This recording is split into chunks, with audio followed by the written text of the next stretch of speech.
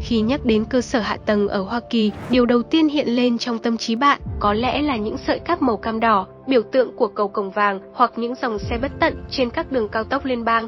Đây chắc chắn là những biểu tượng của niềm tự hào nước Mỹ.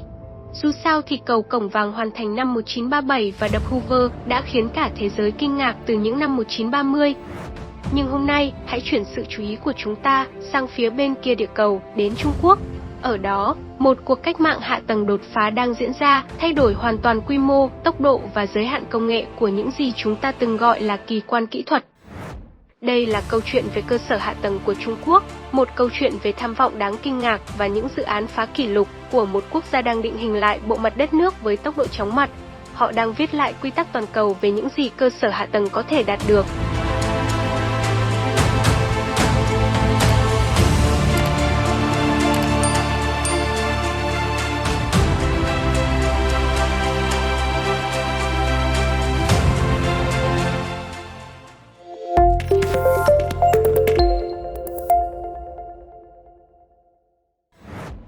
Bạn có tin được không? Trong khi nước Mỹ vẫn mắc kẹt trong những cuộc tranh luận bất tận chỉ để cải tạo một cây cầu đã tồn tại hàng thế kỷ, thì Trung Quốc đã xây dựng cây cầu cao nhất thế giới, lơ lửng giữa những vách đá, cao như một tòa nhà chọc trời 200 tầng. Trong khi các đề xuất xây dựng đường sắt cao tốc của Mỹ vẫn còn mắc kẹt ở Quốc hội, thì các đoàn tàu cao tốc của Trung Quốc đang lao đi với tốc độ 421 km/h trên mạng lưới đường sắt trải dài 40.000 km, nhiều hơn cả phần còn lại của thế giới cộng lại. Đây không phải là phim khoa học viễn tưởng, đây là hiện thực, đây là Trung Quốc. Từng siêu dự án một, họ đang định nghĩa lại những gì có thể trong kỹ thuật. Thành thật mà nói, khi nói đến cơ sở hạ tầng, khoảng cách giữa Trung Quốc và Mỹ có thể lớn hơn nhiều so với bạn tưởng. Tổng thống Mỹ, Donald Trump từng tuyên bố công khai rằng nước Mỹ sẽ không bao giờ có thể cạnh tranh với Trung Quốc. Tôi yêu Trung Quốc. Nhiều người bảo, ồ, bạn không thích Trung Quốc. Không, tôi yêu họ. Những lãnh đạo của họ thông minh hơn nhiều so với lãnh đạo của chúng ta, và chúng ta không thể theo kịp họ. Giờ đến Trung Quốc mà xem, đường xá, cầu cống, trường học, bạn chưa từng thấy thứ gì như vậy đâu. Họ có những cây cầu khiến cầu dốc qua xinh tơn trông như đồ tầm thường, và chúng ở khắp mọi nơi. Lấy ví dụ về đường sắt cao tốc, dự án đường sắt cao tốc đầu tiên của Mỹ, dự án đường sắt cao tốc California, đã được phê duyệt từ năm 2008. Và kết quả thì sao? Sau 16 năm, nó vẫn chưa hoàn thành. Ngân sách ban đầu là 33 tỷ đô la, đã đội lên thành hơn 128 tỷ đô la. Chúng ta ở đây để nói về dự án đường sắt cao tốc California. Ban đầu khi được hình thành, cử tri California đã bỏ phiếu thông qua dự luật 1A, rằng họ sẽ có một tuyến đường sắt cao tốc từ Los Angeles đến San Francisco, dự kiến hoàn thành vào năm 2020 với chi phí khoảng 33 tỷ USD. Mọi người đều phấn khích, đưa người dân từ đường bộ, đường hàng không lên tàu hỏa và di chuyển nhanh chóng. Đó là một thời điểm thú vị, những lời hứa cho một dự án đầy hứa hẹn. Giờ chúng ta ở đâu? Thành thật mà nói, dự án đã lệch hướng nghiêm trọng.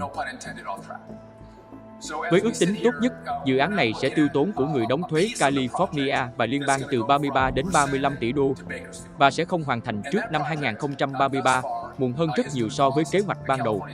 Với 15,7 tỷ đô la đã đầu tư, những gì chúng ta có chỉ là những cây cầu không dẫn đến đâu.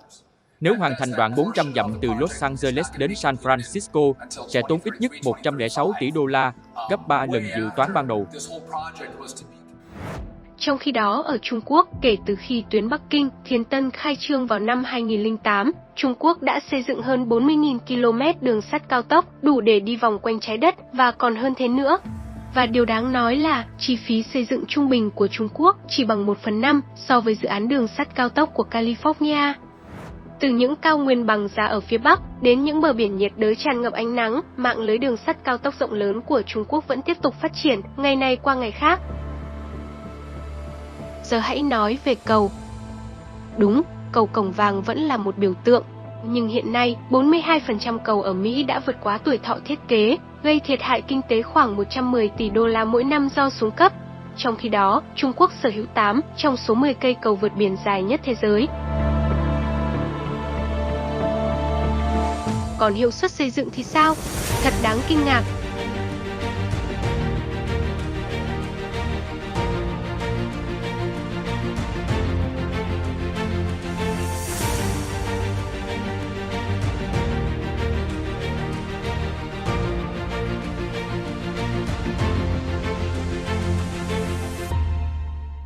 Ở Mỹ, việc xây dựng một cây cầu tiêu chuẩn có thể mất 7 đến 10 năm. Nhưng ở Trung Quốc, công nghệ xoay trục tiên tiến đã cho phép một cây cầu nặng 16.300 tấn có thể xoay 180 độ và kết nối chỉ trong 90 phút. Năm 2019, cầu Bình Hương ở Hà Bắc đã hoàn thành việc xoay chỉ trong 85 phút, một kỷ lục thế giới mới. Vậy khoảng cách này đến từ đâu? Nó bắt nguồn từ cách tiếp cận hoàn toàn khác biệt về cơ sở hạ tầng. Ở Mỹ, các dự án thường bị mắc kẹt trong các vòng phê duyệt không hồi kết, sự phản đối của địa phương và tranh cãi chính trị về ngân sách. Nhưng ở Trung Quốc, quy hoạch tập trung và triển khai một cách quyết đoán, cho phép huy động mọi nguồn lực quốc gia để giải quyết các thách thức lớn.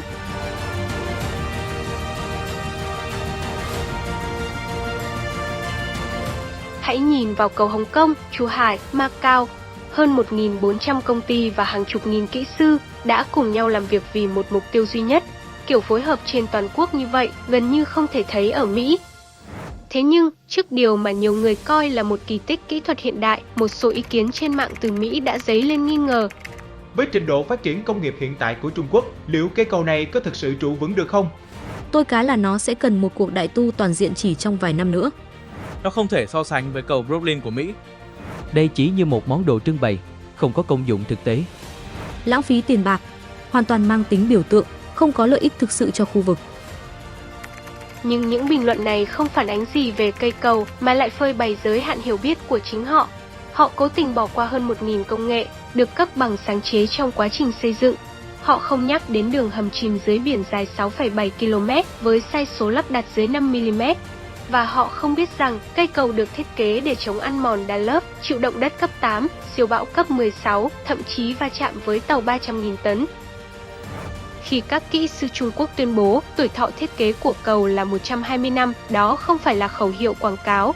Nó được kiểm chứng bởi dữ liệu thực tế, trải qua các thử nghiệm khắt khe và kỹ thuật đẳng cấp thế giới. Những chỉ trích vô căn cứ này không phải về cây cầu, chúng phản ánh sự ganh tị khi chứng kiến năng lực kỹ thuật của Trung Quốc vươn lên với tốc độ và sự tự tin mà thế giới không ngờ tới.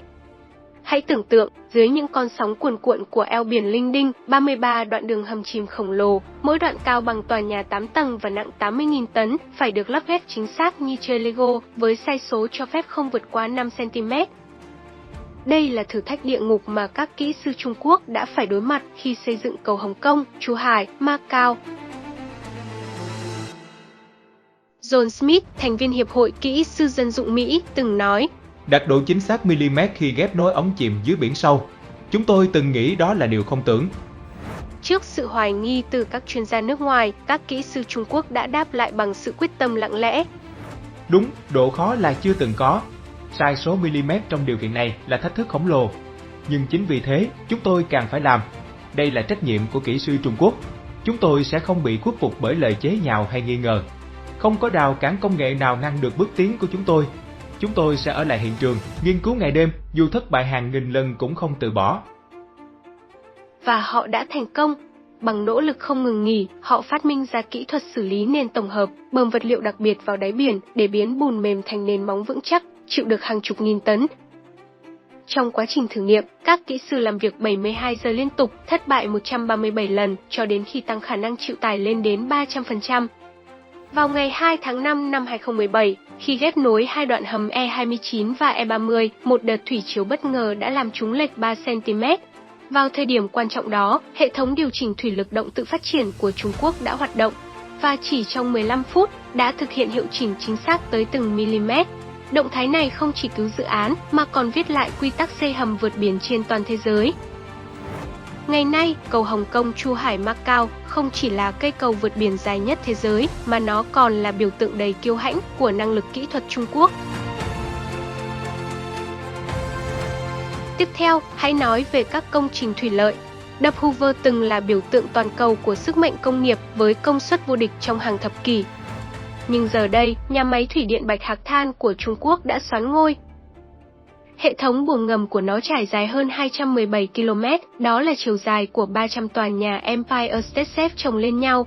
Hàng lớn nhất dài 438 m, rộng 34 m và cao 88,7 m, đủ để chứa 13 chiếc máy bay Boeing 737. Về sản lượng, nó tạo ra lượng điện gấp 3 lần đập Hoover. Điều đáng kinh ngạc hơn là, trong khi dự án Big Dig của Mỹ ở Boston đã vượt ngân sách 220% và kéo dài hàng thập kỷ, thì Trung Quốc đã xây dựng sân bay quốc tế Đại Hưng Bắc Kinh, một siêu công trình khổng lồ hình sao biển, chỉ trong 4 năm. Nó phục vụ 200.000 hành khách mỗi ngày và sở hữu 60 bằng sáng chế quốc tế. Từ những cây cầu vượt biển đến những thủy điện khổng lồ, từ mạng lưới đường sắt cao tốc đến các siêu cơ sở năng lượng sạch, các kỹ sư Trung Quốc đang liên tục vượt qua giới hạn, biến điều không thể thành hiện thực. Mỗi cây cầu, mỗi con đường và mỗi dự án đều kết nối các thành phố với nông thôn, hiện tại với tương lai, kết nối Trung Quốc với thế giới. Cơ sở hạ tầng Trung Quốc không chỉ định hình lại bộ mặt của đất nước, mà còn thể hiện sức mạnh tinh thần của quốc gia. Kẻ cuồng cơ sở hạ tầng sẽ không bao giờ dừng lại. Bạn nghĩ Trung Quốc sẽ tạo ra những kỳ tích nào trong thập kỷ tới? Hãy để lại ý kiến của bạn trong phần bình luận nhé! Cảm ơn các bạn đã theo dõi. Xin chào và hẹn gặp lại trong các video tiếp theo của Hitech Amazing.